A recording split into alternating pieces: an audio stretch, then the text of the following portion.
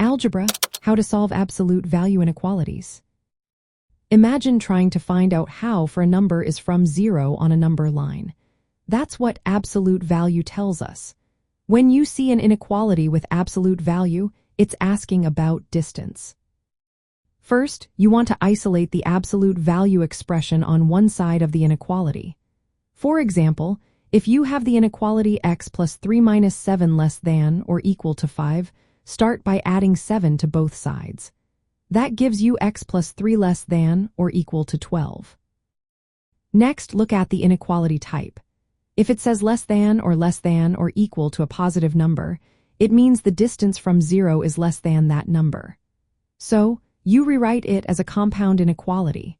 For example, x plus 3 less than or equal to 12 becomes minus 12 less than or equal to x plus 3 less than or equal to 12. If the inequality says greater than or equal to a positive number, it means the distance is more than that number. You split it into two separate inequalities. For example, x minus 5 greater than or equal to 10 becomes x minus 5 greater than or equal to 10 or x minus 5 less than or equal to minus 10. Now check if the number on the other side is negative. If you see something like x less than minus 5, that's impossible because absolute value can't be negative. So no solution exists in that case. But if it's greater than a negative number, the solution is all real numbers because absolute value is always positive or 0. Once you know the type, rewrite the inequality without the absolute value. For less than or equal to, write the compound inequality and solve for x4 greater than or equal to. Write two separate inequalities and solve each. Let's look at an example. Say you have x plus 4 less than 15. Since it's less than a positive number, you write minus 15 less than x plus for less than 15. Then subtract for from all parts, giving you minus 19 less than x less than 11.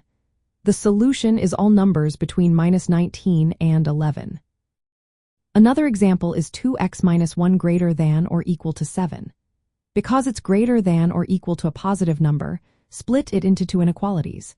2x minus 1 greater than or equal to 7 or 2x minus 1 less than or equal to minus 7. Solve each.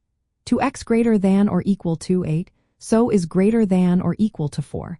And 2x less than or equal to minus 6, so is less than or equal to minus 3. The solution is all x less than or equal to minus 3 or greater than or equal to 4. Remember, if you have an inequality with a negative number on the right side, like x less than minus 5, it's impossible to find a solution. But if it's greater than a negative number, the solution covers all real numbers. Absolute value inequalities are handy when you want to find how for something can be from a point. They are used in many real-life situations like measuring tolerances or error margins. The key is to carefully isolate the absolute value, understand whether it's less than or greater than a number, and then split and solve accordingly. This step-by-step approach makes solving these inequalities straightforward and clear.